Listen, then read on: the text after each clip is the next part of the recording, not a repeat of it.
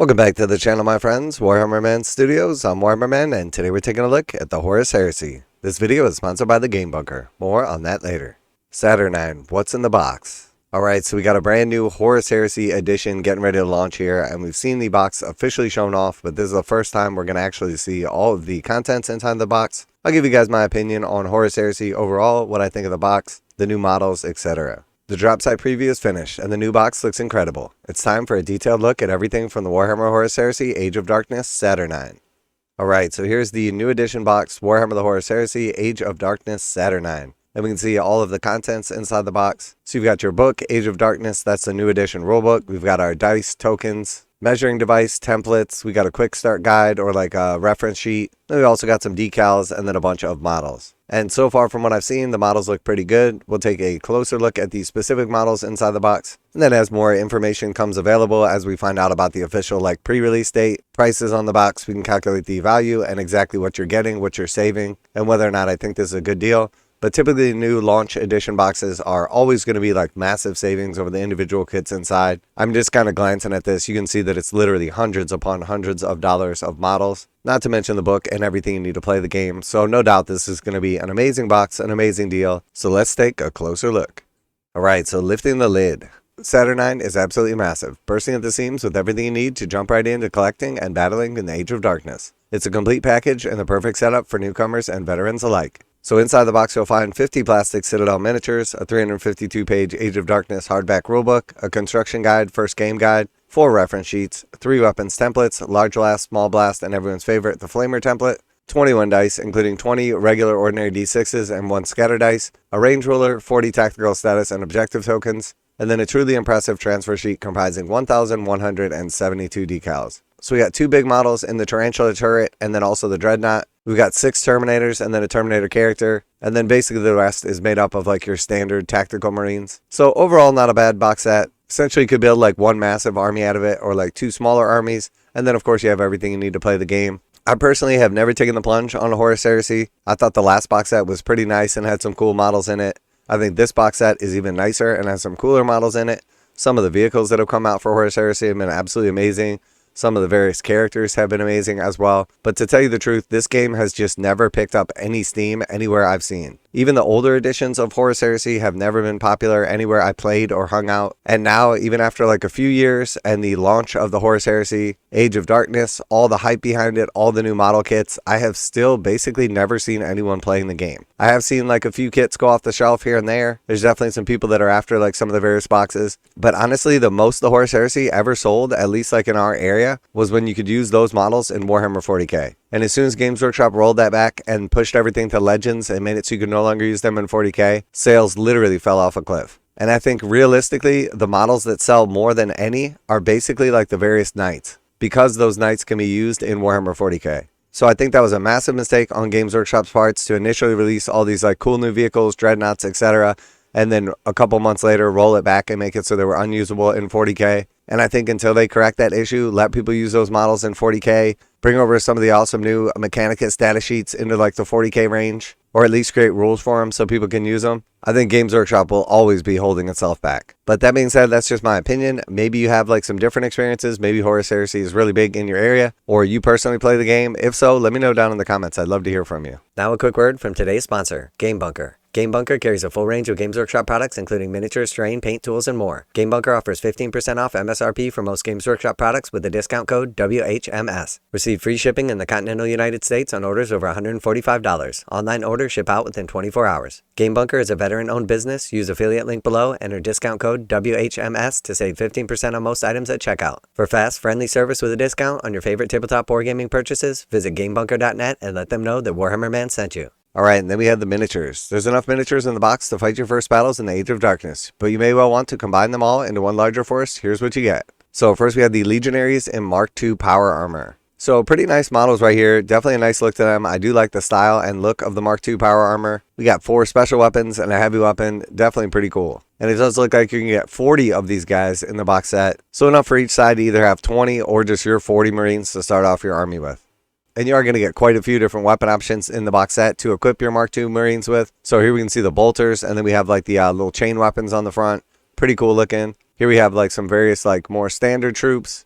couple more different variations here as well. And then we see some of like the special and heavy weapons. And then we have like the banners and I think what's a comms trooper here. So pretty nice little variation right there. Definitely different ways to equip your troops so they're not all looking exactly the same. Definitely a cool armor pattern, and Mark II has been one of the more popular ones throughout the ages. Alright, and then we have the Centurion in Mark II power armor. So here we have like one of the characters in the box set. Gotta say, really, really cool sculpt right here. We see some variation with the plain head and then of course like the helmeted head. Really nice detail on like the back banner. We got the servo skull, the massive mace, and then of course the weapon on the side. Really, really nice flowing model here. Definitely very cool. Alright, and then we have the Araknae quad accelerator platform. So this thing is absolutely amazing. We saw like the tarantula guns back in the day. Here is the Araknae quad accelerator platform, and this thing looks to be massive. It is basically like the size of the Dreadnought. It's got 4 huge guns on it. Got some really, really nice detail, including like the stabilization legs. Definitely a big fan of this style of kit. And then moving on from there, we have the Saturnine Terminators. So very, very cool. You're going to get 6 of these bad boys in the box set. We're going to get some different various weapon options. Here we can see them armed with like the fists and I believe what's a meltas. And these definitely have like that old school Terminator look to them. I've always liked the look and style of these, whether it was like the old school style like Terminator models or the various different art in some of the old books. But I'm not going to lie, these have always and will always remind me of the Fifth Element. Not necessarily a bad way, but they definitely have like that Fifth Element look to them. Alright, and then here we can see the other various options. So here we see like the cross of the 2 weapons, including like the crazy plasma looking thing. And then we also have one with the double plasma. So definitely some different ways that you can equip these Saturnine Terminators. Really cool new kit. Definitely excited to see these on the table if anybody actually picks them up and paints them. And then here we can just see a couple of ways they're equipped. So we have like the basic different designs here. Overall, not a ton of variation in them. Essentially just like the lower part of like the arms and weapons swapping out. But pretty cool nonetheless. And then here we have the Praetor in Saturnine Terminator armor. So again, very cool. Definitely has like that same look and style of the Terminator armor. We see a massive hammer. And then we have a sort of like wrist mounted plasma weapon. We've got the like massive style like halo on top. Definitely some nice detail on this model. Cool tactical rock. Absolutely banger of a hammer. Very cool. And then I think this is definitely like the centerpiece of the kit. We have the Saturnine Dreadnought. This guy, again, just absolutely awesome. The massive extra like shoulder plates kind of giving him that extra bit of bulk. 2 huge weapons, and this guy was like the star of the trailer. Very, very cool. Definitely going to be a cool kit. I'm sure people are going to love building this up, painting it, and probably playing with it. And I definitely think a lot of this stuff is super cool and definitely gets me excited for Horus Heresy, but it's never quite been enough to like make me take the plunge, and I'm not sure that it ever will be. And here we can see a different variation and paint job. Absolutely beautiful paint job on both of these, and you can see the massive size and stature of this beast.